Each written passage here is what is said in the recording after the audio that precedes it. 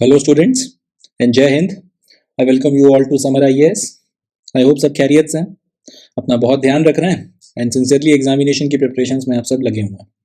तो आज के सेशन में हम डिस्कस करेंगे 14 मार्च 2024 का द हिंदू न्यूज़पेपर और उसके इंपॉर्टेंट करंट अफेयर्स। ना सिर्फ हम करंट अफेयर्स को डिस्कस करेंगे, साथ ही साथ हम ये भी देखेंगे कि इसमें से अगर क्वेश्चंस पूछे जाते हैं तो किस तरीके से क्वेश्चंस फ्रेम किए जा सकते हैं, क्या क्या आप एक्सपेक्ट कर सकते हैं और किस तरीके से क्वेश्चन बनाया जा सकता है, किस तरह से क्वेश्चन आप एक्सपेक्ट कर सकते हैं। तो काफ़ी कुछ है जानने के लिए, काफ़ी कुछ है सीखने के लिए। And now without any further ado here we begin. शुरू करते हैं 14 मार्च 2024 का द हिंदू न्यूज़पेपर और उसके इंपॉर्टेंट करंट अफेयर्स। और पहला समाचार ये रहा। तो पहला समाचार जो हमको डिस्कस करना है वो है अनूप बरनवाल केस के बारे में। Anoop Barnwal case Supreme Court का एक लैंडमार्क जजमेंट है जो पिछले साल मार्च 2023 में आया था। और इस जजमेंट के तहत सुप्रीम कोर्ट ने उस टाइम पीरियड तक इलेक्शन कमिश्नर्स के भर्ती की जो प्रक्रिया थी उसको रद्द कर दिया था और उसकी जगह पर एक नया प्रोसीजर, एक नई प्रक्रिया सुप्रीम कोर्ट ने बनाई थी, या फिर इस तरह से कह सकते हैं कि केंद्र सरकार को आदेश दिया था कि इस नई प्रोसीजर के तहत में अब आप इलेक्शन कमिश्नर्स की भर्ती किया करेंगे। बाद में फिर सरकार ने कानून भी उस चीज़ को लेकर पास किया था सितंबर के महीने में। तो ये सारी चीज़ें अनूप बरनवाल केस के चलते हुई थी।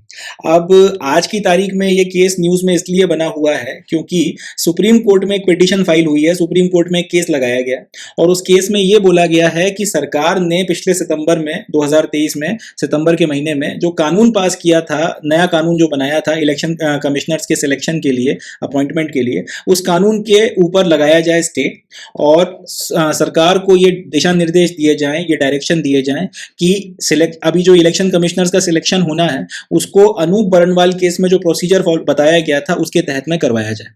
जैसा कि आपको पता है कि इलेक्शन कमीशन में 3 इलेक्शन कमिश्नर्स होते हैं। एक चीफ इलेक्शन कमिश्नर होते हैं और उनकी मदद करने के लिए उनके साथ में 2 अदर इलेक्शन कमिश्नर्स भी होते हैं। अब अभी की स्थिति यह है कि फरवरी के महीने में एक जो इलेक्शन कमिश्नर है वो रिटायर हो चुके हैं और रिसेंटली अभी एक दूसरे जो इलेक्शन कमिश्नर थे वो इस्तीफा देकर घर जा चुके हैं। तो आज की तारीख में इलेक्शन कमीशन ऑफ इंडिया के पास में सिर्फ एक इलेक्शन कमिश्नर है जो कि चीफ इलेक्शन कमिश्नर साहब खुद हैं। एंड 2024 का इलेक्शन अभी मुंह के सामने खड़ा हुआ है एंड अभी 2 इलेक्शन कमिश्नर्स की जो है अब जो पोस्ट है वो रिक्त है। तो ऑब्वियस सी बात है, सरकार जो है अब 2 नए इलेक्शन कमिश्नर्स को अपॉइंट करेगी और उसके बाद में फिर इलेक्शन कमीशन को 2024 के इलेक्शन के डेट्स वगैरह अनाउंस करने। तो अब कुछ लोग जो हैं वो पहुंच गए हैं कोर्ट और उनका कहना यह है कि जो ये सितंबर के महीने में नया कानून पास किया गया था इलेक्शन कमिश्नर्स के अपॉइंटमेंट का, ये कानून जो है सरकार को कहीं ना कहीं एक डिसाइसिव मैंडेट दे देता है इलेक्शन कमिश्नर्स के अपॉइंटमेंट में।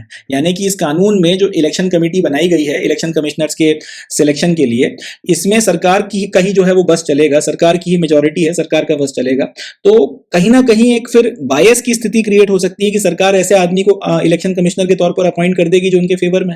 ऐसी परिस्थिति में फिर वो आदमी फ्री एंड फेयर इलेक्शन करवा सकता है या नहीं करवा सकता, करवाएगा या नहीं करवाएगा, इस तरीके के सवाल जो है फिर आपके सामने आके खड़े हो जाएंगे। और डेमोक्रेसी में बहुत इंपॉर्टेंट चीज होती है कि भाई इलेक्शन जो है वो फ्री एंड फेयर होने चाहिए। तो इस तरीके की बातें करते हुए, इस तरीके के आर्ग्यूमेंट के साथ में सुप्रीम कोर्ट में ये पिटीशन लगाई गई है एंड बोला गया है कि इसलिए आपका पिछले साल जो कानून पास किया था सितंबर के महीने में उसे स्टे कर दिया जाए और अनूप बरनवाल केस में जो प्रोसीजर बताया था उसी के तहत में अपना इलेक्शन कमिश्नर्स की भर्ती वगैरह करवाई जाए। तो ये तो वजह है जिसके चलते अनूप बरनवाल केस न्यूज में आ गया था।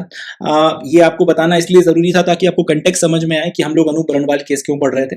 अब हम ये देखेंगे कि अनूप बरनवाल केस में हुआ क्या था, अनूप बरनवाल केस के पहले की क्या स्थिति थी, अनूप बरनवाल केस में सुप्रीम कोर्ट ने क्या डायरेक्शंस दिए थे एंड उसके बाद में फिर ये जो लॉ पास हुआ था सितंबर में, इसके चलते ये इसमें और इसमें क्या कहानी थी और आखिर इसको लेकर क्या इश्यूज जो हैं वो क्रिएट हुए जिसके चलते ये पिटीशन जो है सुप्रीम कोर्ट में लगाई गई। तो एक एक करके इन सारे मसलों को देखते हैं। In historic Anup Baranwal versus Union of India case in March 2023, the Constitution Bench of Supreme Court struck down the procedure of appointment of Chief Election Commissioner and Election Commissioner that was followed till that time and held that Chief Election Commissioner and Election Commissioners will be appointed by President on the recommendation of a committee consisting of Prime Minister, Leader of Opposition of Lok Sabha, slash leader of single largest party in Lok Sabha and chief justice of India. मतलब ये कि 2023 मार्च के महीने में अनूप बरनवाल और union of India case में supreme court की एक कॉन्स्टिट्यूशन बेंच ने, जिसमें कॉन्स्टिट्यूशन बेंच का मतलब होता है जिसमें कम से कम 5 जज होते हैं, 5 से ज़्यादा भी हो सकते हैं बट मिनिमम 5 जज होते हैं कॉन्स्टिट्यूशन बेंच में। तो इस कॉन्स्टिट्यूशन बेंच ने सबसे पहले तो उस टाइम पीरियड तक चीफ इलेक्शन कमिश्नर और अदर इलेक्शन कमिश्नर्स के अपॉइंटमेंट का जो प्रोसीजर था उसको खत्म कर दिया। वो क्या प्रोसीजर हुआ करता था? तो प्रोसीजर ये था कि भाई जिसको भी आपने चीफ इलेक्शन कमिश्नर बनाना है या फिर अदर इलेक्शन कमिश्नर बनाना है, सरकार उसका नाम डिसाइड करती थी और उसका नाम फिर प्रेसिडेंट को आगे बढ़ा दिया जाता था, उसका नाम प्रेसिडेंट को फॉरवर्ड कर दिया जाता था। प्रेसिडेंट उस आदमी को चीफ इलेक्शन कमिश्नर या फिर अदर इलेक्शन कमिश्नर के तौर पर अपॉइंट कर दिया करता था। ये प्रोसीजर चल रहा था पिछले साल मार्च 2023 तक। अब ऑब्वियसली बात है, इस प्रोसेस में किस आदमी को आप इलेक्शन कमिश्नर बनाओगे या नहीं बनाओगे वो सरकार का प्रेरोगेटिव है। तो यहां से फिर लोग सवाल उठाते थे कि भाई सरकार उसी आदमी को election commissioner, chief election commissioner या अदर इलेक्शन कमिश्नर बनाएगी जो उनका चाहता होगा। ऐसे में इलेक्शन कमीशन फ्री और फेयर होकर काम करेगी या नहीं करेगी, इस बात को लेकर सवाल तो उठाए जा सकते हैं। इन सारे मसलों के साथ में केस लगाया गया था कोर्ट में और कोर्ट ने इस बात को माना था कि बात वाजिब है, बात सही है, ये जो तरीका है ये ठीक नहीं है। तो उन्होंने फिर ये तरीके को खत्म कर दिया। इसके बाद में कोर्ट ने यह बोला था कि अब से चीफ इलेक्शन कमिश्नर और जो दूसरे इलेक्शन कमिश्नर्स हैं उनका अपॉइंटमेंट होगा तो अभी भी प्रेसिडेंट के द्वारा ही, मगर उनका अपॉइंटमेंट ये अब किसको आप प्रेसिडेंट साहब जो है वो अपॉइंट करेंगे, अपॉइंट नहीं करेंगे, ये सारी बातें रिकमेंड करेगी एक कमेटी जिसमें 3 लोग होंगे। एक तो होंगे भारत के प्रधानमंत्री, प्राइम मिनिस्टर ऑफ इंडिया। दूसरा, लोकसभा का जो लीडर ऑफ अपोजिशन है वो इसमें शामिल होगा। और अगर लेट्स से कि लीडर ऑफ अपोजिशन है ही नहीं लोकसभा में, तो ऐसी कंडीशन में जो भी आपकी सिंगल लार्जेस्ट पार्टी है अपोजिशन में, उसका जो भी लीडर होगा वो इसमें शामिल होगा। और तीसरे होंगे चीफ जस्टिस ऑफ इंडिया। ये 3 लोगों की कमेटी बैठकर डिसाइड करेगी कि किसका नाम रिकमेंड करना है प्रेसिडेंट को चीफ इलेक्शन कमिश्नर के अपॉइंटमेंट के लिए और किनका नाम आपको रिकमेंड करना है प्रेसिडेंट के पास में अदर इलेक्शन कमिश्नर्स के अपॉइंटमेंट के तौर पर। ये 3 लोग जो हैं जिस किसी का भी नाम रिकमेंड करेंगे, ये 3 लोगों की कमेटी जिसका किसी का भी नाम जो है रिकमेंड करेगी, वो नाम जो है उस व्यक्ति को प्रेसिडेंट को chief election commissioner as well as other election commissioner के तौर पर अपॉइंट करना पड़ेगा। अब इस कमेटी में ध्यान से देखिए, प्राइम मिनिस्टर यानी कि सरकार का रिप्रेजेंटेशन इसमें आ गया। आपका लोकसभा के जो लीडर ऑफ अपोजिशन है या फिर सिंगल लार्जेस्ट अपोजिशन पार्टी जो है लोकसभा में, उसके जो लीडर है उसकी मदद से अपोजिशन का रिप्रेजेंटेशन भी इसमें आ गया। और चीफ जस्टिस ऑफ इंडिया की मदद से इसमें जुडिशरी का रिप्रेजेंटेशन भी आ गया। तो इसकी मदद से अभी जो आपकी एक सिलेक्शन कमेटी बनी है जो रिकमेंड करेगी अपॉइंटमेंट के लिए नाम चीफ इलेक्शन कमिश्नर के या फिर अदर इलेक्शन कमिश्नर्स के प्रेसिडेंट ऑफ इंडिया को, ये कमेटी बड़ा आप कह सकते हैं कि फेयर किस्म का जो है एक ऐसे आदमी का नाम रिकमेंड करेगी जो जिसके बारे में आप इंश्योर हो सकते हैं कि ये किसी के प्रति बायस नहीं रखेगा, किसी के प्रति पक्षपात नहीं करेगा। ऐसा लोगों का ख्याल था। जब ये कमेटी बनाई गई और या फिर सुप्रीम कोर्ट ने जब बोला कि भाई ये कमेटी जो है नाम रिकमेंड करेगी और इस तरीके से अब आगे काम होगा, तब कोर्ट ने एक बात और बोली थी। कोर्ट ने यह कहा था कि यह व्यवस्था अब तब तक चलेगी जब तक सरकार इसके ऊपर कोई कानून बनाकर नहीं ले आती। सरकार जब लोकसभा में या संसद में कानून पास कर लेगी तो उसके साथ में फिर यह व्यवस्था खत्म हो जाएगी। अब होता यह है कि सितंबर के महीने में सरकार ने कानून पास किया और सरकार ने भी ये बोला कि ठीक है, अब से जो चीफ इलेक्शन कमिश्नर और अदर इलेक्शन कमिश्नर्स हैं, प्रेसिडेंट उन्हीं को अपॉइंट कर सकते हैं सीईसी या फिर इलेक्शन कमिश्नर के तौर पर, जिनको एक कमेटी के द्वारा रिकमेंड किया जाएगा। मगर उस कमेटी में सरकार ने चीफ जस्टिस ऑफ इंडिया का नाम हटा दिया और इसकी जगह पर एक यूनियन कैबिनेट मिनिस्टर का नाम डाल दिया। तो कहानी अब क्या हो गई कि एक कमेटी जो है जिसमें प्राइम मिनिस्टर होंगे, उनकी कैबिनेट का कोई एक कैबिनेट मिनिस्टर होगा जिसको नॉमिनेट भी प्राइम मिनिस्टर ही करेंगे, और तीसरे आपकी लोकसभा के लीडर ऑफ अपोजिशन या फिर यूं कह सकते हैं कि सिंगल लार्जेस्ट पार्टी के अपोजिशन में जो भी सिंगल लार्जेस्ट पार्टी है उसके लीडर, ये 3 लोगों की कमेटी जो है बैठकर अब नाम रिकमेंड करेगी। अब यहां से बड़ी इंटरेस्टिंग कहानी शुरू हो गई कि प्राइम मिनिस्टर के साथ में अगर उनका कैबिनेट मिनिस्टर का कोई एक व्यक्ति है, उनकी कैबिनेट का अगर कोई मिनिस्टर है, तो 2 लोग ऑब्वियसली बात है वो एक ही पर्टिकुलर फेवर में जो भी एक पर्टिकुलर नाम होगा जो सरकार की पसंद का होगा वो उसी को चुनेंगे। लीडर ऑफ अपोजिशन चाहे उसके फेवर में हो चाहे फेवर में ना हो, 2-1 से हमेशा मेजॉरिटी में सरकार ही रहेगी या फिर यूं बोलेंगे सरकार की चलेगी। तो ये जो नया कानून पास किया गया, इसमें सरकार ने चीफ जस्टिस ऑफ इंडिया को इस कमेटी में से हटा दिया और इसकी जगह पर नाम डाल दिया, चीफ जस्टिस ऑफ इंडिया को इस कमेटी से हटाकर इसकी जगह पर आपका एक यूनियन कैबिनेट मिनिस्टर का नाम डाल दिया। तो यहां से जो है बेसिकली जो पूरी की पूरी प्रोसेस थी वो फिर से आप कह सकते हैं कि इस तरह से कह सकते हैं कि जहां से मसला शुरू हुआ था वहीं पर वापस आ गया। ये जो बर्नवाल केस था, इसमें पूरा आर्ग्यूमेंट ही ये था कि सरकार अपनी मनमर्जी से किसी को भी अपॉइंट कर सकती है और आप उसका कुछ कर नहीं सकते। कोर्ट ने बात को सही माना एंड कोर्ट ने इसके बाद में फिर ये कमेटी बना दी जिसमें chief justice of India, prime minister और लीडर ऑफ ऑपोजिशन के होने के चलते सरकार की अपनी मर्जी नहीं चलेगी, ये बात इंश्योर थी। अब सरकार ने नया कानून बनाकर ये बोल दिया कि भाई हम ठीक है कमेटी की मदद से ही नाम रिकमेंड करा करेंगे, मगर उस कमेटी में प्राइम मिनिस्टर होंगे, एक यूनियन का कैबिनेट मिनिस्टर होगा और आपका लीडर ऑफ ऑपोजिशन होगा लोकसभा का। अब यहां से फिर कहानी वही आ गई कि आपका जो यूनियन कैबिनेट मिनिस्टर है वो कभी प्राइम मिनिस्टर के खिलाफ तो जाएगा नहीं। प्राइम मिनिस्टर ने अगर किसी नाम को डिसाइड कर लिया तो वो भी उसी के फेवर में रहेगा। अब लीडर ऑफ ऑपोजिशन भले ही उसके फेवर में रहे या ना रहे, तो 2-1 से हमेशा जो है मेजोरिटी सरकार के पास में ही रहेगी। तो कहने का मतलब यह है कि चलेगी तो अभी भी सरकार की ही किसका अपॉइंटमेंट करना है, किसका अपॉइंटमेंट नहीं करना है। तो पूरी की पूरी कहानी जो है आप यूं कह सकते हैं कि घूम फिर कर फिर से आपका स्क्वायर वन पर आके खड़ी हो गई है। और ये जो पूरा केस हुआ था आपका अनूप बर्णवाल का, इसमें जो जजमेंट आया और सारी चीजें की गई उसका कोई मतलब नहीं निकला। तो इन सारी बातों के चलते ये सरकार का जो ये कानून उन्होंने जब पिछले साल सितंबर में पास किया था, इसको बहुत क्रिटिसाइज किया जा रहा है। और अब जब ऐसी स्थिति बन गई है कि 2 इलेक्शन कमिश्नर्स के पदों को जल्दी जल्दी भर्ती किया जाना है, तो उसमें फिर लोगों ने ये सवाल उठा दिए कि ऐसे लोगों को अपॉइंट करेंगे इस कानून की मदद से जो सरकार के हिमायती होंगे या सरकार जिनको अब समझती है कि भाई वो हमारे हिमायती हैं। तो ये चीज़ ठीक नहीं है, इसलिए भाई ये प्रोसेस रुकना चाहिए। और इसलिए फिर इन्होंने उठा के केस ठोक दिया जिसमें ये बोला गया कि जो सितंबर का कानून है भैया इसको बंद करवाओ। और जो अनूप बर्णवाल केस का प्रोसेस था जिसमें CGI शामिल थे, PM, लोकसभा के आपके लीडर ऑफ ऑपोजिशन और चीफ जस्टिस ऑफ इंडिया, इन्हीं लोगों की कमेटी की मदद से ये पूरा का पूरा अपॉइंटमेंट वगैरह आप कर पाओ, यही जो है प्रोसेस वो ठीक रहेगा। तो इस तरीके का जो है केस आपने अब कोर्ट में लगा दिया है और उसके चलते जो अनूप बर्णवाल केस है वो काफी ज्यादा न्यूज में आ गया। तो that's it from this news, इतना जो है इसमें अपने को ध्यान रखना है। अब यहां से क्वेश्चंस क्या क्या पूछे जा सकते हैं, तो सबसे पहला क्वेश्चन तो ये पूछा जा सकता है कि अनूप बर्णवाल केस जो है ये किस चीज से रिलेटेड है। तो इसका जवाब बड़ा सिंपल सा है, अनूप बर्णवाल केस जो है इलेक्शन कमिश्नर के अपॉइंटमेंट से रिलेटेड है। इलेक्शन कमिश्नर्स का अपॉइंटमेंट कैसे होगा उन चीजों को लेकर सुप्रीम कोर्ट ने एक लैंडमार्क जजमेंट दिया था और वो जजमेंट अनूप बर्णवाल केस में दिया गया था। दूसरा क्वेश्चन ये पूछा जा सकता है कि अनूप बर्णवाल केस में सुप्रीम कोर्ट ने क्या किया था या क्या नहीं किया था, या जो डायरेक्शंस दिए थे वो क्या थे। तो याद रखना है उस टाइम पीरियड तक इलेक्शन कमिश्नर्स का अपॉइंटमेंट का जो प्रोसेस था उसको स्ट्रक डाउन कर दिया और उसकी जगह ये बोला कि अब से इलेक्शन कमिश्नर्स का अपॉइंटमेंट प्रेसिडेंट के द्वारा तभी होगा जब वो नाम जो है एक कमेटी के द्वारा रिकमेंड किया जाएगा जिसमें ये 3 लोग शामिल होंगे। उसके बाद में फिर क्या होता है, उसके बाद में फिर जो भी सारी चीजें हैं वो अपन ने डिस्कस कर ही ली है। तो ये 2 क्वेश्चंस वगैरह जो हैं यहाँ से बनकर आ सकते हैं जो अपने को ध्यान में रखना है। और तीसरा क्वेश्चन जो पूछा जा सकता है वो ये है कि आज की तारीख में चीफ इलेक्शन कमिश्नर्स का अपॉइंटमेंट कैसे होता है। तो जवाब यह है कमेटी के द्वारा किया जाता है जिसमें प्राइम मिनिस्टर होते हैं, एक यूनियन कैबिनेट मिनिस्टर होते हैं और आपके लीडर ऑफ अपोजिशन या फिर leader of opposition of Lok Sabha या फिर leader of single largest party इन लोकसभा, ये 3 लोग जो है मिलकर इसका अपॉइंटमेंट का नाम रिकमेंड करते हैं प्रेसिडेंट को और प्रेसिडेंट उनका अपॉइंटमेंट वगैरह फिर करती है। ये 2-3 क्वेश्चंस यहां से बनकर तैयार होते हैं जो अपने को ध्यान में रखना है। सो that's it from this news. अब बढ़ते हैं नेक्स्ट न्यूज की तरफ में, देखते हैं इसे। नेक्स्ट न्यूज में हमको बात करनी है उत्तराखंड के यूनिफॉर्म सिविल कोड के बारे में। तो समाचार यह है कि प्रेसिडेंट मैडम ने उत्तराखंड का जो यूनिफॉर्म सिविल कोड है उसको अपना एसेंट दे दिया है, अपनी जो है उसके ऊपर सहमति दे दी है। और इसी के साथ में अब उत्तराखंड भारत का पहला स्टेट हो गया है जिसका अपना खुद का एक यूनिफॉर्म सिविल कोड है। ठीक है, तो ये बात अपने को याद रखनी है। उत्तराखंड भारत का पहला वो स्टेट बन गया है जिसके पास अपना खुद का एक पास किया हुआ यूनिफॉर्म सिविल कोड है, प्रेसिडेंट के द्वारा इनको उसकी परमिशन मिल चुकी है। अब ये जो यूनिफॉर्म सिविल कोड बनाया गया है, इस कानून ने ट्राइबल्स को पूरी तरीके से अपने एम्बिट से बाहर रखा है। यानी कि यूनिफॉर्म सिविल कोड उत्तराखंड के सारे लोगों पर या फिर उत्तराखंड में रहने वाले सारे लोगों पर लागू होगा, सिर्फ उनके सिवाय वहां पे जो ट्राइबल्स रहते हैं उसके। एक ट्राइबल्स के ऊपर ये लागू नहीं होगा, बाकी वहां पे जितने भी लोग हैं उनके ऊपर ये लागू होगा। इसकी खासियत यह है कि इसने जितनी भी आपकी ऐसी प्रैक्टिसेस हैं जो कहीं ना कहीं आज की मॉडर्न सोसाइटी के साथ में कॉन्ट्राडिक्शन में है, जैसे कि हलाला की प्रैक्टिस हो गई, इद्दत की प्रैक्टिस हो गई, तलाक का जो पूरा एक सिस्टम है, ये सारी की सारी प्रैक्टिसेस वगैरह को कंप्लीटली बैन कर दिया है। अब तलाक वर्ड सुन के कई लोगों के दिमाग में आएगा कि तलाक का मतलब तो डिवोर्स होता है, तो क्या डिवोर्स नहीं ले सकते आप, डिवोर्स को बैन कर दिया है? ऐसा नहीं है।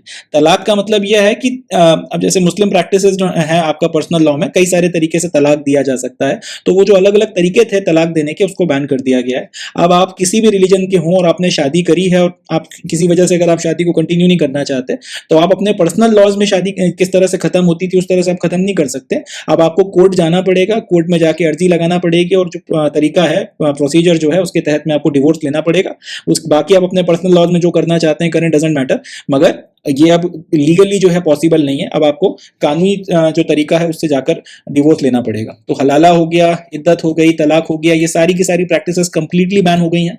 एंड सबसे इंपॉर्टेंट बात है कि महिलाओं को अब प्रॉपर्टी और इनहेरिटेंस के जो मैटर्स होते हैं, प्रॉपर्टी और इनहेरिटेंस के जो राइट्स होते हैं, उसमें बराबरी का जो है दर्जा मिल गया। कई सारे आपके कानून ऐसे हैं पर्सनल लॉज के जिसमें महिलाओं को या तो प्रॉपर्टी और इनहेरिटेंस में बराबरी का दर्जा मिलता ही नहीं है या फिर उनको कुछ नहीं दिया जाता। जैसे कि अगर हम लोग मनुस्मृति के कानून की बात करें तो उसमें यह कहा गया है कि एक लड़की की जब एक बार शादी हो गई या फिर उसका जब कन्यादान कर दिया गया तो उसके बाद में उसका उसके पिता की प्रॉपर्टी पे कोई राइट नहीं बनता। इसी तरीके से एक महिला की बात की जाए अगर मुस्लिम पर्सनल लॉ में, तो उसमें यह कहा गया है कि एक पिता की प्रॉपर्टी बेटे को जितनी मिलेगी तो बेटे को जितनी मिल रही है लड़की को उसकी आधी मिलेगी। तो इस तरीके से जो है आपके जो अलग अलग पर्सनल लॉज हैं अलग अलग रिलीजन के किसी, तो सब में जो है कहीं ना कहीं डिस्क्रिमिनेशन आपको देखने को मिलता है महिलाओं के पॉइंट ऑफ व्यू से अगर प्रॉपर्टी या फिर इनहेरिटेंस की बात आती है तो मगर अब जो यूनिफॉर्म सिविल कोड है वो ये बोल रहा है कि चाहे महिला हो चाहे पुरुष हो, पिता की प्रॉपर्टी के ऊपर इनहेरिटेंस की जो भी आपके उत्तराधिकार के जो राइट्स होते हैं उसमें महिला और पुरुष दोनों का बराबरी से हक होगा। अब उनके साथ में किसी तरीके का डिस्क्रिमिनेशन नहीं किया जा सकता। तो ये कुछ इंपॉर्टेंट पॉइंट्स हैं इसके बारे में जो अपने को याद रखना है। अच्छा, अब एक बात और कि प्रेसिडेंट जो मैडम है उन्होंने इस कानून को आर्टिकल 201 के तहत में जो है अपना एसेंट दिया है। आर्टिकल 201 क्या है, जरा इस पे थोड़ी बात कर लेते हैं। देखिए अगर आपके स्टेट में कोई कानून पास होता है, स्टेट की लेजिस्लेटिव असेंबली ने अगर कोई कानून पास किया है और उस कानून को फिर गवर्नर के पास में भेजा जाता है एसेंट के लिए, अगर गवर्नर उस कानून को प्रेसिडेंट के एसेंट के लिए, प्रेसिडेंट के रिकमेंडेशन के लिए अगर रिजर्व कर लेता है, प्रेसिडेंट के एसेंट के लिए अगर फॉरवर्ड कर देता है तो उसके ऊपर फिर एसेंट आर्टिकल 201 के तहत में दिया जाता है। या फिर इसको यूं बोल सकते हैं कि आर्टिकल 201 के तहत में कुछ ऐसे पर्टिकुलर मैटर्स हैं जिसमें गवर्नर को ये अनिवार्य हो जाता है कि उसको प्रेसिडेंट के लिए कंसिडरेशन के लिए बिल को रिजर्व करना पड़ता है और उसके बाद में फिर प्रेसिडेंट आर्टिकल 201 के तहत में उस बिल को पूरा अपना रिव्यू करते हैं और उसके बाद में अगर उन्होंने एसेंट दे दिया तो फिर उस पर्टिकुलर स्टेट में जिसका वो कानून है उसमें लागू हो जाता है, और अगर उन्होंने अपना एसेंट नहीं दिया तो फिर लागू नहीं होगा।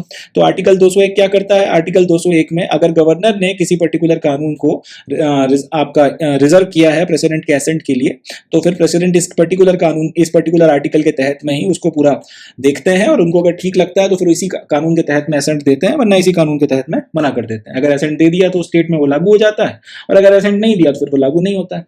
अब क्योंकि प्रेसिडेंट के द्वारा एसेंट मिल गया है तो अब फाइनली स्टेट गवर्नमेंट नोटिफाई कर सकती है बिल को।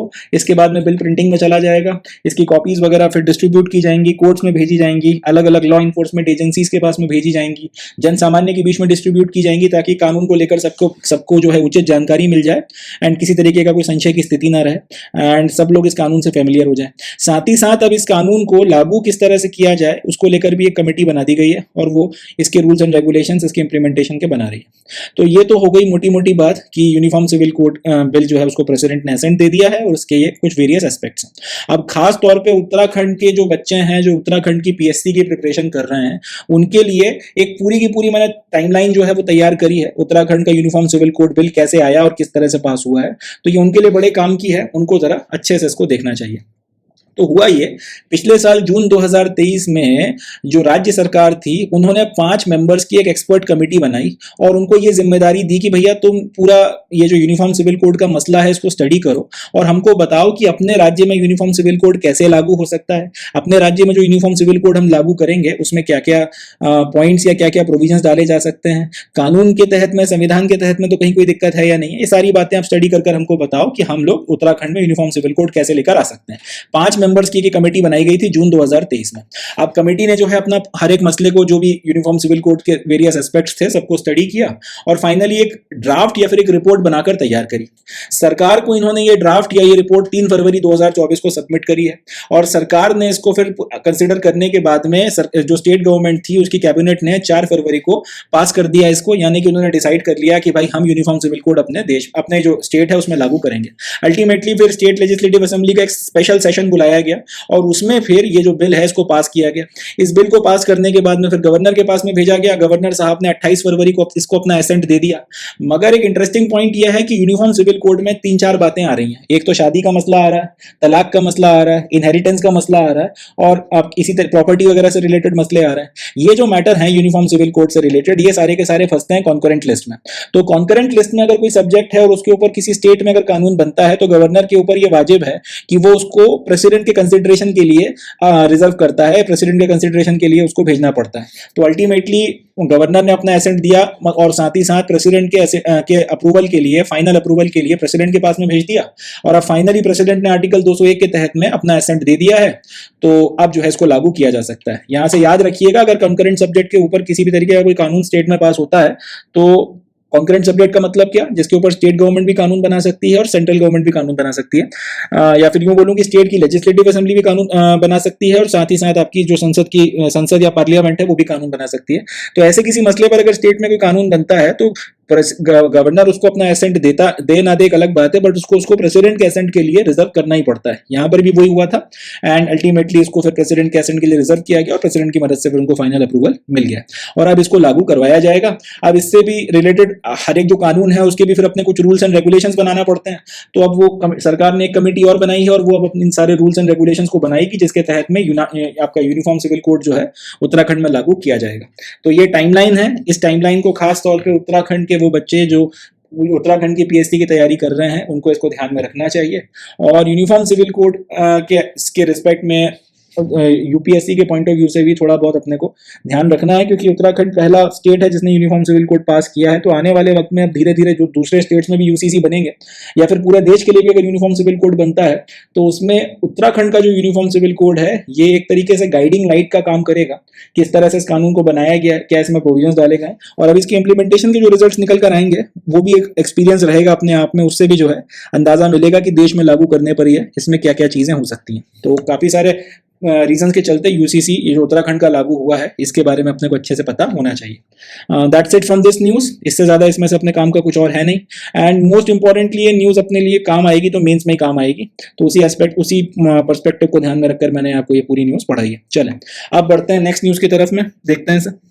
अब नेक्स्ट न्यूज़ में हमको एक इंटेलिजेंस शेयरिंग अलायंस के बारे में बात करनी है जिसका नाम है फाइव आइज अलायंस। पहला सवाल तो ये कि इसके बारे में बात ही क्यों करनी है। इसका जवाब यह है कि इस फाइव आइज अलायंस के नाम से जो ये अलायंस बना हुआ है इसके दो मेंबर्स हैं, एक है न्यूजीलैंड और एक है कनाडा। और भी दूसरे मेंबर्स हैं मगर ये दो मेंबर्स, एक न्यूजीलैंड है और एक कनाडा। कनाडा ने हमारे ऊपर कुछ वक्त पहले एक एलिगेशन लगाया था कि वहाँ की कनाडा के देश में एक उनका नागरिक है जिसका नाम है हरदीप सिंह निज्जर, जो एक खालिस्तानी सेपरेटिस्ट था। तो हमारे इंडियन ऑफिसर्स ने उसकी हत्या करवाई है, हमने उसका मर्डर करवाया, इस तरीके का एलिगेशन हमारे ऊपर कनाडा वालों ने लगाया था। अब इनका जो, और इसमें उन्होंने बोला था कि ये जो फाइव आइज अलायंस है इनके पास में इसका इंटेलिजेंस है और ये और वो इस तरीके की बातें उन्होंने कही थी। अब इसी फाइव आइज अलायंस का एक मेंबर है न्यूजीलैंड, उसने ये बोला है कि ये जो खालिस्तानी सेपरेटिस्ट हरदीप सिंह निज्जर था इसके मर्डर या इसके असैसिनेशन का इन्वेस्टिगेशन अभी तक पूरा हुआ ही नहीं है। इन्वेस्टिगेशन जब तक पूरा नहीं होगा तब तक आप कुछ कंक्लूड नहीं कर सकते कि भैया किसने मारा है किसने नहीं मारा। तो लिहाजा जो कनाडा वालों ने जो एलिगेशन लगाया था, कनाडा वालों ने जो ये कहा था कि इंडियन ऑफिशियल शामिल हैं हरदीप सिंह निज्जर के मर्डर में, ये गलत है, ये सही एलिगेशन नहीं है। जब तक इन्वेस्टिगेशन पूरा नहीं हो जाता तब तक आप ऐसे किसी के ऊपर एलिगेशन नहीं लगा सकते। अब हमारे लिए बड़ी इंटरेस्टिंग बात बनती है, कनाडा वाले जो हैं हमारे ऊपर एलिगेशन लगा रहे थे, या ट्रूडो की गवर्नमेंट ने एलिगेशन लगाया था कि हमने निपटा दिया हरदीप सिंह निज्जर नाम के आतंकवादी को, और उनके पास में इसके एविडेंस वगैरह हैं। फाइव आइज का जो अलायंस है इसने इंटेलिजेंस शेयर किया है। अब उसी का एक मेंबर ये बोल रहा है कि भैया इन्वेस्टिगेशन ही पूरा नहीं हुआ, जब तक इन्वेस्टिगेशन पूरा नहीं हुआ तब तक आप ऐसे कंक्लूड नहीं कर सकते इन्वेस्टिगेशन पूरा हुए बिना कि क्या हुआ था क्या नहीं हुआ था। तो उसके पहले इंडिया के ऊपर जो कनाडा के द्वारा एलिगेशन लगाया गया था ये गलत है, ये सही चीज नहीं थी। अब इससे हुआ यह है कि जस्टिन ट्रूडो कहीं ना कहीं जो काफी हद तक कनाडा में बैठे हुए खालिस्तानियों के दबाव में काम कर रहे हैं, उनके लिए एक ग्लोबल एम्बैरेसमेंट वाली बात हो गई है कि तुम जिसके दम पर उछल रहे थे, जो तुम कह रहे थे कि इन्होंने हमारे साथ में इंटेलिजेंस शेयर किया था, वही बोल रहे हैं कि तुम झूठ बोल रहे हो या फिर तुमने सही बात नहीं बोली है, इस तरीके से। खैर ये तो कंटेक्स्ट है आपको बताने के लिए कि फाइव आइज अलायंस के बारे में क्यों बात करनी है। अब फाइव आइज अलायंस है क्या? तो फाइव आइज अलायंस बेसिकली एक इंटेलिजेंस अलायंस है, एक इंटेलिजेंस शेयरिंग अलायंस है। इंटेलिजेंस शेयरिंग अलायंस का मतलब क्या है? ये आपस में ये इसके जो मेंबर्स वगैरह हैं वो आपस में इंटेलिजेंस से रिलेटेड जो भी इंफॉर्मेशन है वो शेयर करते हैं। जो भी आपकी इंटेलिजेंस है, आपके पास में अगर कुछ इलेक्ट्रॉनिक इंटेलिजेंस है, अगर आपके पास में कोई फिजिकल एविडेंसेस वगैरह हैं किसी चीज को लेकर, उससे रिलेटेड अगर कोई आपके पास में इंटेल है, आपकी सीक्रेट एजेंसी ने कुछ अगर इन्फॉर्मेशन इकट्ठी करी है और आपकी किसी मेंबर कंट्री के वो काम आ सकती है, तो इस तरीके से आपस में इंटेलिजेंस वगैरह शेयर करते हैं। ये इन सबको लेकर इन्होंने अपना अलायंस बनाया हुआ है जिसको फाइव आइज अलायंस कहा जाता है। इसमें 5 देश शामिल हैं। सबसे पहले ऑस्ट्रेलिया है, फिर कनाडा है, फिर न्यूजीलैंड है, फिर यूनाइटेड किंगडम है और लास्ट में यूनाइटेड स्टेट्स। ये 5 देश जो हैं इस इंटेलिजेंस शेयरिंग नेटवर्क का हिस्सा हैं, और क्योंकि ये 5 हैं, 5 अलग अलग इलाकों में हैं, एंड मोर और लेस ये प्रोमिनेंट जितने भी आपके अगर आप जियो पॉलिटिक्स के पॉइंट ऑफ व्यू से बात करें तो ये वो सारे इंपॉर्टेंट एरियाज को कवर कर लेते हैं जहां पे जियो पॉलिटिक्स होती है, या फिर आज की तारीख में जहां पे जियो पॉलिटिक्स बहुत ज्यादा एक्टिव है। तो इसलिए ये अपने आप को फाइव आइज अलायंस के नाम से जानते हैं। तो याद रखिएगा फाइव आइज अलायंस क्या है, और ये 5 देशों का एक इंटेलिजेंस शेयरिंग अलायंस है जिसमें Australia, Canada, New Zealand, United Kingdom और यूनाइटेड स्टेट शामिल है। इसके अलावा मैंने फाइव आइज का जो ये अलायंस है, पिछले साल भी ये काफी न्यूज में था जब कनाडा वालों ने हमारे ऊपर एलिगेशन लगाया था, ये बोलते हुए एलिगेशन लगाया था कि ये फाइव आइज अलायंस इनके साथ में इंटेलिजेंस शेयर किया, तब भी ये काफी ज्यादा न्यूज में था। मैंने इसको लेकर एक डिटेल वीडियो बनाया था, उसका लिंक भी मैं आप लोगों के साथ में शेयर कर दूंगा इस वीडियो के डिस्क्रिप्शन में, तो आप चाहें तो वहां से जाकर इस फाइव आई अलायंस के बारे में डिटेल में पढ़ सकते हैं। ये भी एक इंपॉर्टेंट टॉपिक है क्योंकि न्यूज में था, तो इसमें सवाल आने की संभावना है, बट जाहिर सी बात है बहुत ज्यादा डिटेल में तो इसमें तो कुछ नहीं आ सकता। ये 2 ही सवाल बनते हैं कि ये फाइव आई अलायंस है क्या। तो याद रखिएगा इंटेलिजेंस शेयर करने का एक इंटेलिजेंस शेयरिंग अलायंस है, और दूसरा ये कि फाइव आई अलायंस में कितने आपके देश शामिल हैं, तो ये नाम याद रखना है, Australia, Canada, New Zealand, United Kingdom और United States. So that's it from this news. इससे ज्यादा इसमें से अपने काम का और कुछ नहीं है। आगे बढ़ते हैं। नेक्स्ट जो न्यूज है उसमें अब हमको ये बताया गया है कि महाराष्ट्र जो राज्य है हमारा, उसका जो अहमदनगर डिस्ट्रिक्ट है उसका नाम अब महाराष्ट्र गवर्नमेंट ने चेंज कर दिया है, और अब से वो अहिल्या नगर के नाम से जाना जाएगा। ये जो अहमदनगर का नाम बदलकर अहिल्या नगर किया गया है, तो ये रीनेमिंग की गई है। 18 सेंचुरी की एक मराठा क्वीन हुआ करती थी जिनका नाम है अहिल्याबाई होलकर, इनके नाम पर इस शहर का नाम बदला गया है, इनके नाम पर इस शहर का नाम रखा गया। अब ये तो अपनी न्यूज हो गई, इसमें से एज सच अपने लिए क्वेश्चंस नहीं बनेंगे, मगर इस न्यूज में 2 इंटरेस्टिंग बातें निकल कर आती हैं। पहला तो ये जो हमारी क्वीन है 18 सेंचुरी की मराठा क्वीन अहिल्याबाई होलकर, एक तो इनके बारे में थोड़ा हमको पता होना चाहिए, एक हिस्टोरिकल फिगर रही है ये, एंड इस तरह से कह सकते हैं कि सेंट्रल इंडिया में इनके द्वारा जो काम करवाया गया था उसका प्रभाव आज भी आपको देखने के लिए मिलता है। तो इसके चलते सेंट्रल इंडिया में खासतौर पे जो मालवा क्षेत्र पड़ता है, यहाँ पर इनको आज भी बहुत इज्जत से इनका नाम लिया जाता है, आज भी इनको बहुत वेनिरेट किया जाता है, गर्व के साथ में इनको याद किया जाता है। बिसाइड दिस, अब क्योंकि इनके नाम पर ये जो शहर का नाम बदला गया है, जाहिर सी बात है इस पर राजनीति भी होगी, तो कहीं ना कहीं इनके बारे में क्वेश्चन पूछा जा सकता है, इनका नाम न्यूज में रहेगा। तो एक तो हमको मराठा क्वीन अहिल्याबाई होलकर के बारे में थोड़ा पता होना चाहिए। दूसरा एक इंटरेस्टिंग पॉइंट यहाँ से ये बनता है, अब ध्यान से देखिएगा, अहमदनगर का नाम बदल के महाराष्ट्र सरकार ने अहिल्या नगर किया है, ठीक है जी। यानी कि डिस्ट्रिक्ट का जो नाम है, डिस्ट्रिक्ट का अगर नाम चेंज करना है तो उसका पावर आपकी स्टेट गवर्नमेंट्स के पास में होता है। पॉलिटी में हमने पढ़ा है कि आर्टिकल 2 भारत की संसद को यह पावर देता है कि अगर वो चाहे तो किसी स्टेट को भारत के यूनियन का हिस्सा बना सकते हैं, और आर्टिकल 3 भारत की संसद को यह पावर देता है कि किसी नए स्टेट को फॉर्म कर सकते हैं इंडियन यूनियन के अंडर में, या फिर किसी स्टेट का एरिया बढ़ा घटा सकते हैं, उसका नाम चेंज कर सकते हैं, वगैरह वगैरह। तो किसी स्टेट का नाम चेंज करने का पावर तो आपकी सेंट्रल गवर्नमेंट के पास में है, वो अपने को पता चल गया पॉलिटी में पढ़ के। ये इस न्यूज से अपने को ये समझ में आ रहा है कि किसी डिस्ट्रिक्ट का नाम अगर चेंज किया जाता है तो उसका पावर स्टेट गवर्नमेंट के पास में है, राज्य का नाम चेंज करना है तो उसका पावर सेंट्रल गवर्नमेंट के पास में है, और अगर डिस्ट्रिक्ट का नाम बदलना है तो उसका पावर स्टेट गवर्नमेंट के पास में है। तो स्टेट गवर्नमेंट क्या प्रोसीजर फॉलो करती हैं जिसके तहत में वो डिस्ट्रिक्ट का नाम चेंज कर सकती हैं, वो भी हमको पता होना चाहिए। तो ये 2 बातें इस न्यूज के तहत में हम लोग पढ़ेंगे। सबसे पहले तो देवी, ये जो हमारी क्वीन है अहिल्याबाई होलकर, इनके बारे में, एंड दूसरा डिस्ट्रिक्ट का नाम अगर बदला जाता है तो उसके लिए क्या प्रोसीजर फॉलो किया जाता है। चलें एक एक करके देखते हैं सर। सबसे पहले अहिल्याबाई होलकर के बारे में, 1725 से लेकर 1795 तक इनका जीवन था। She was one of the women rulers of medieval India who belongs to the Holkar dynasty of the Maratha Empire. तो मराठा अंपायर की जो होलकर डायनेस्टी है ये उससे बिलोंग करती थी, एंड इनको आज की तारीख में भी याद इसलिए रखा जाता है कि खासतौर पे मध्य प्रदेश का जो मालवा रीजन है, इस क्षेत्र में इन्होंने बहुत सारे फेस्टिवल्स को स्पॉन्सर किया है, कई सारे हिंदू टेम्पल्स को डोनेशन वगैरह दिया है, काफी फिलेंथ्रोपिक वर्क वगैरह करवाया था। इनफैक्ट जो काशी विश्वनाथ का आज का जो प्रेजेंट डे टेम्पल है वो भी अहिल्याबाई होलकर ने ही जो है रिकंस्ट्रक्ट करवाया था। एंड काफी सारे इन्होंने कई सारे मंदिरों का निर्माण करवाया है, घाट हो गए, कई सारे वेल्स हो गए, टैंक्स हो गए, रेस्ट हाउसेस हो गए, across the length and the breadth of the country Ahilyabai Holkar ने इनका कंस्ट्रक्शन वगैरह करवाया था। इनफैक्ट एक ब्रिटिश हिस्टोरियन हुआ करते थे, उन्होंने इनको द फिलोसफर क्वीन का टाइटल दिया था। ठीक है, ये याद रखिएगा, ये क्वेश्चन पूछा जा सकता है कि कौन सी क्वीन को फिलोसफर क्वीन का टाइटल दिया गया है। तो अहिल्याबाई होलकर जो थी, आपकी होलकर डायनेस्टी की, मराठा अंपायर की क्वीन, इनको जो है जॉन की ने, जो एक ब्रिटिश हिस्टोरियन हुआ करते थे, उन्होंने ये टाइटल दिया था। ये कुछ बातें हैं जो अपने को ध्यान रखनी है इनके बारे में। दूसरा आता है कि अब किसी शहर का नाम अगर बदलना है तो उसका प्रोसीजर क्या होता है, उसके लिए आपको क्या प्रोसेस फॉलो करना होती है। तो जैसा कि पहला पॉइंट मैंने आपको बताया था कि एक शहर का नाम अगर चेंज करना है तो उसका पावर उस राज्य के स्टेट लेजिस्लेचर के पास में है, जिस राज्य में वो शहर पड़ता है। या फिर यूं बोल सकते हैं कि रीनेमिंग एक शहर का जो है वो जिस स्टेट में वो शहर पड़ता है उसका स्टेट लेजिस्लेचर करता है, उसका पावर उसके पास में होता है।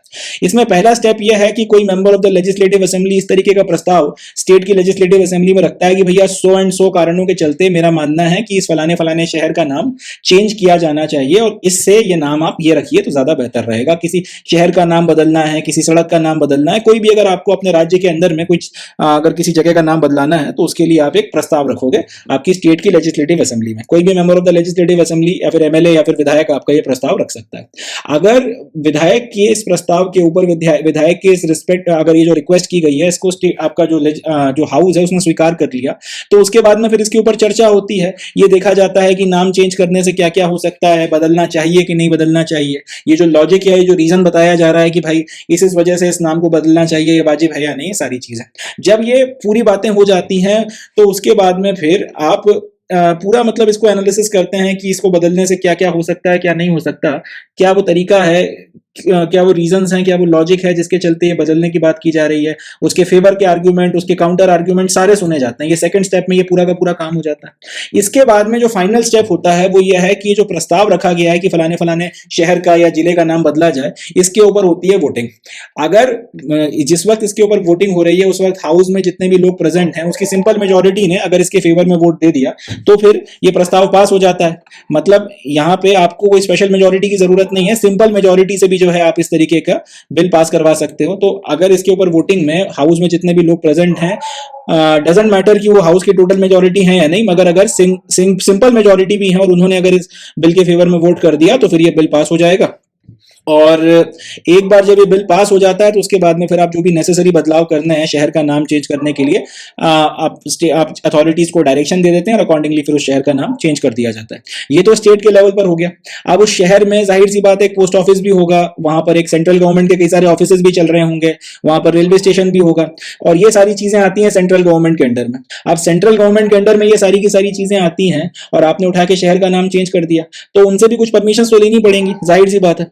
तो सेंट्रल के लेवल पर भी पूरी की पूरी प्रोसेस होती है। सेंट्रल गवर्नमेंट, स्टेट गवर्नमेंट का जो ये प्रस्ताव आया है जिसमें स्टेट गवर्नमेंट ने बोला है कि भाई इस फलाने फलाने शहर का नाम हम लोग चेंज करने वाले हैं, इसका नाम हम चेंज करना चाहते हैं, इस पूरे प्रस्ताव को एनालिसिस किया जाता है। एक बार जब सेंट्रल की होम मिनिस्ट्री, सेंट्रल के लेवल पर जो आपकी होम मिनिस्ट्री है, एक बार जितनी भी आपकी गाइडलाइंस वगैरह इसके रिस्पेक्ट में बनी हुई हैं उसके रोशनी में एक बार जब पूरे के पूरे मसले को देख लेती है, फिर वो कुछ रेलेवेंट एजेंसीज हैं उनको ये मसला आगे फॉरवर्ड कर देती है, जिसमें सबसे पहले आपका डिपार्टमेंट ऑफ पोस्ट आता है, दूसरा सर्वे ऑफ इंडिया डिपार्टमेंट है और तीसरा मिनिस्ट्री ऑफ रेलवेज। जब ये तीनों डिपार्टमेंट्स पूरा आपका जो है पूरा प्रपोजल डिस्कस कर लेते हैं, प्रो एंड कॉन सारे डिस्कस हो जाते हैं कि नाम बदलने से क्या हो सकता है और क्या नहीं हो सकता, और उसके बाद में जब ये दो बातें इंश्योर कर लेते हैं कि ये जो नया नाम रखा जाने वाला है इस नाम का कोई गांव, कोई टाउन, कोई शहर इनके रिकॉर्ड में पहले से मौजूद तो नहीं है। एक बार जब ये इंश्योर हो जाता है कि इस तरीके की कोई भी चीज नहीं है, उसके बाद में फिर ये अपना नो ऑब्जेक्शन सर्टिफिकेट दे देते हैं। जब एक बार ये नो ऑब्जेक्शन सर्टिफिकेट दे देते हैं तो उसके बाद सेंट्रल लेवल पर भी एक एग्जीक्यूटिव ऑर्डर इशू होता है और इनके भी ऑफिशियल रिकॉर्ड्स में शहर का नाम चेंज कर वो रख दिया जाता है जिसका प्रपोजल स्टेट गवर्नमेंट की तरफ से आया था। तो ये सारा का सारा जो प्रोसीजर है, ये सारा का सारा जो आपका कह सकते हैं पूरी प्रोसेस है, इसको फॉलो किया जाता है और इसकी मदद से नाम चेंज किसी भी स्टेट के लेवल पर किसी भी शहर का, किसी भी जिले का नाम इस तरह से चेंज करवाया जाता है। तो ये प्रोसेस भी अपने को याद रखना है, यहां से भी जो है क्वेश्चंस वगैरह पूछे जा सकते हैं कि स्टेट के लेवल पर अगर आपने नाम चेंज करना है तो उसका क्या प्रोसीजर है। एंड इसके अलावा जो आपका अहिल्याबाई होलकर है, इनके ऊपर भी सवाल पूछा जा सकता है कि फिलोसफर क्वीन किनको कहा जाता था, किस डायनेस्टी से बिलोंग करती थी और ये रूल कहां से करती थी, तो ये इंदौर से रूल किया करती थी। ये बात भी अपने को ध्यान रखनी है। एंड क्यों याद रखा जाता है, फिलेंट्रॉपिक वर्क बहुत सारे कराए थे, खासतौर पर हिंदू कॉज की अगर बात की जाए, बहुत बड़ी मात्रा में मंदिरों का कंस्ट्रक्शन उन्होंने कराया है। जो काशी विश्वनाथ का मंदिर है वो भी माता अहिल्याबाई होलकर ने ही जो है अपने उन्होंने जो है इसका फिर से रिकंस्ट्रक्शन वगैरह कराया था जब औरंगजेब ने इसको तोड़ दिया था उसके बाद में। सो ये सा that's it from this news. अब बढ़ते हैं नेक्स्ट न्यूज की तरफ में, देखते हैं सर। नेक्स्ट हमको बात करनी है प्रसार भारती की नई शेयरिंग सर्विस के बारे में, जिसका नाम है प्रसार भारती शब्द, या शॉर्ट में इसको कई बार पीबी शब्द भी बोला जाता है।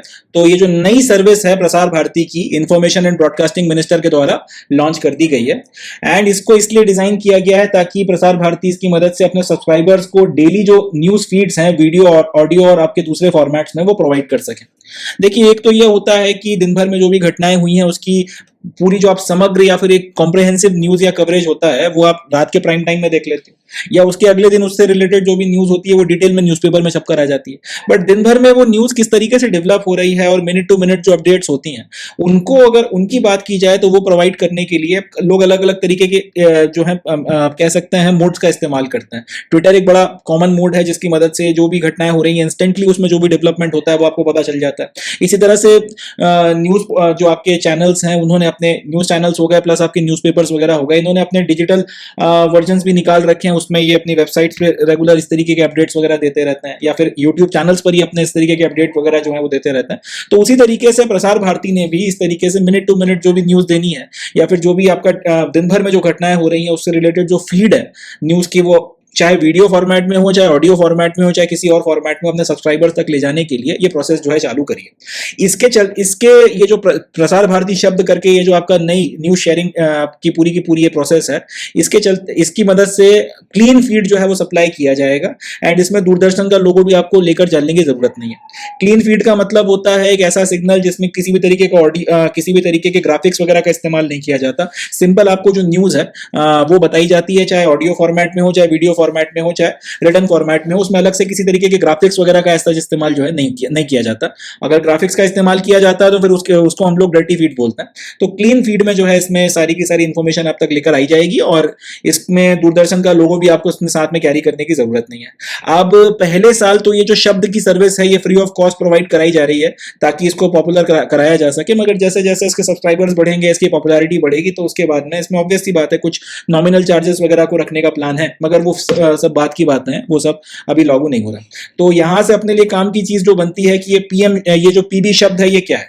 तो पीबी शब्द या फिर प्रसार भारती शब्द जो है ये एक नई शेयरिंग सर्विस है जिसकी मदद से ये न्यूज फीड वीडियो के फॉर्मेट में, ऑडियो के फॉर्मेट में और जितने भी दूसरे फॉर्मेट्स होते हैं, टेक्स्ट के फॉर्मेट में, एसएमएस के फॉर्मेट में और भी जो अलग अलग तरीके होते हैं मैसेजेस के फॉर्मेट में, सारे फॉर्मेट्स में अपने सब्सक्राइबर्स के साथ में प्रसार भारती शेयर करेगी। That's it from this news. इससे ज्यादा इसमें से कुछ और अपने काम का नहीं है। एंड यूपीएससी से ज्यादा ये न्यूज स्टेट पीएससीज हो गई या फिर एसएससी सीजीएल हो गया, रेलवे के जॉब की अपकमिंग एग्जामिनेशंस हो गए, उनमें जो है ज्यादा चांसेस या संभावना बनती है कि यहां से क्वेश्चंस आपसे पूछे जाएंगे। चले अब बढ़ते हैं नेक्स्ट न्यूज की तरफ में, देखते हैं सर। नेक्स्ट न्यूज में हमको बात करनी है एक पोर्टल के बारे में जिसको रिसेंटली प्राइम मिनिस्टर साहब ने लॉन्च किया है। इस पोर्टल का नाम है प्रधानमंत्री सूरज पोर्टल। तो पहले तो ये प्रधानमंत्री सूरज पोर्टल जो लॉन्च किया गया है प्राइम मिनिस्टर के द्वारा, इसका फुल फॉर्म क्या है? तो वो है प्रधानमंत्री सामाजिक उत्थान एवं रोजगार आधारित जन कल्याण। प्रधानमंत्री सामाजिक उत्थान एवं रोजगार आधारित जन कल्याण, ये इसका पूरा नाम है। शॉर्ट में इसको पीएम सूरज बोला गया।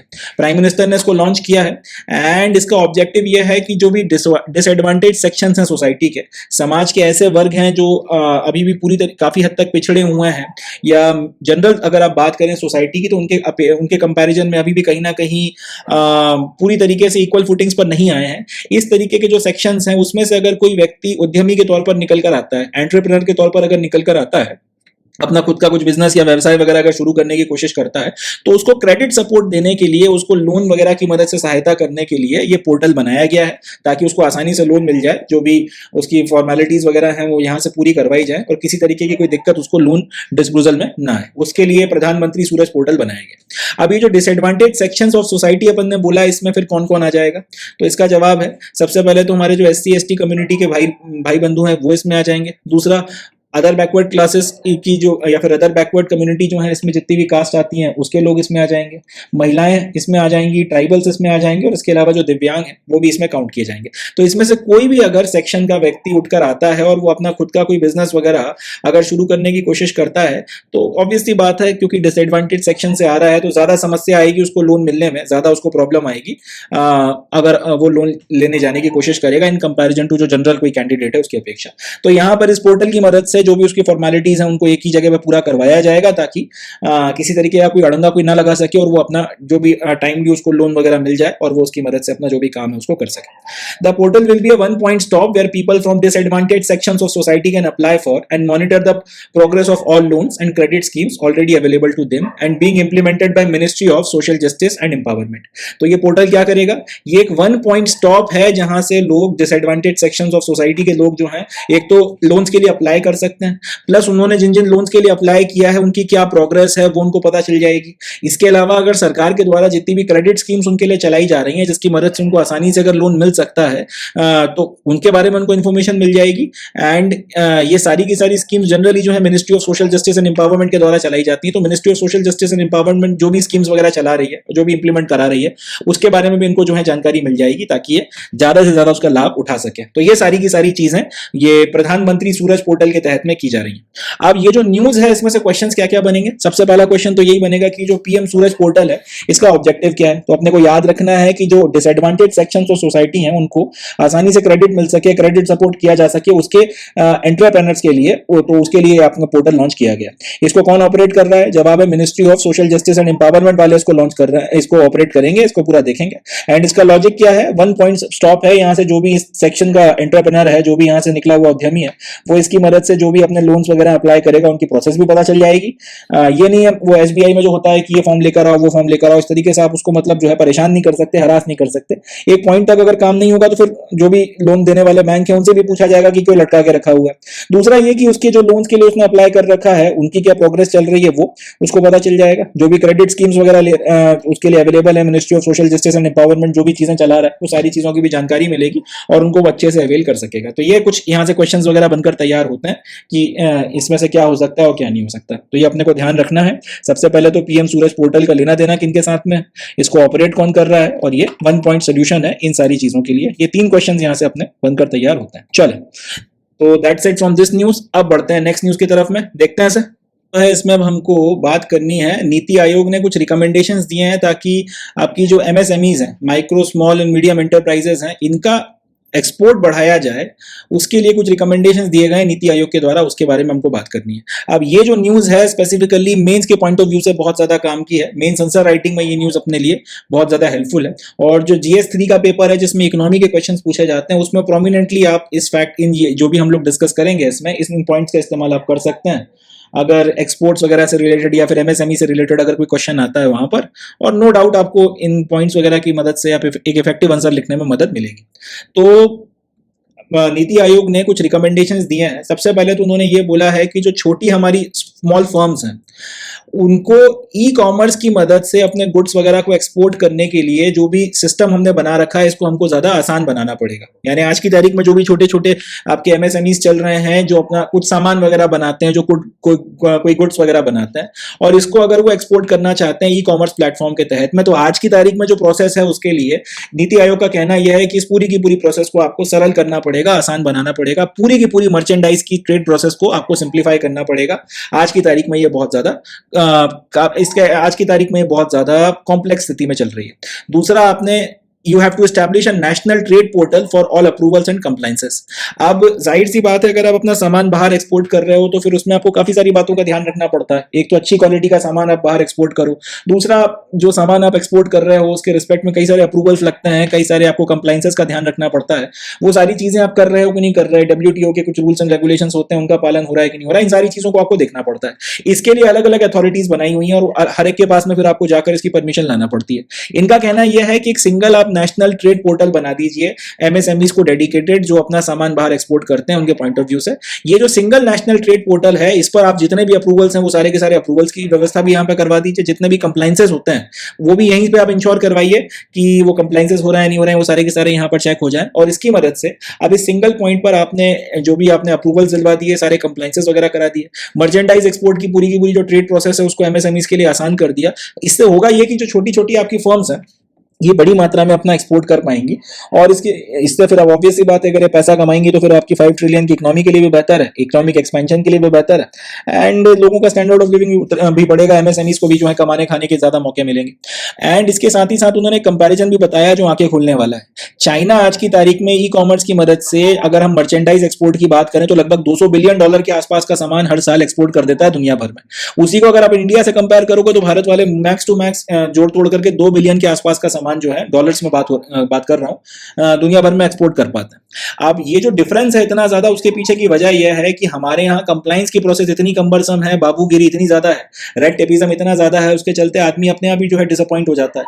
उसको लगता है कि यार देश के अंदर ही बेचो वही बहुत है, देश के बाहर बेचने के चलते तो ये इतनी सारी प्रोसेसेस वगैरह का आपका एक कह सकते हैं जाल बना के रखे हुए हैं कि इसमें फंस गया तो फिर मैं दिक्कत में आ जाऊंगा। कल को कहीं ये ना हो कि इसमें से किसी चीज में कंप्लाइंस आप दिखा दो कि मैं कर नहीं रहा हूं और फिर मेरे खिलाफ आप विंडिक्टिव हो जाओ। तो बहुत सी चीजें हैं, और ये जो पूरी की पूरी जो कंबरसम कंप्लायंस प्रोसेस है ये उन लोगों के लिए और ज्यादा चैलेंजिंग हो जाती है जो या तो बहुत छोटे एक्सपोर्टर्स हैं या जो अभी नए नए एक्सपोर्ट के बिजनेस में उतरे हैं। आप सामने वाले की भी कोशिश रहती है कि पेचीदा ना करा जाए चीजों को, जितना हो सके उतना ज्यादा सरल रखा जाए।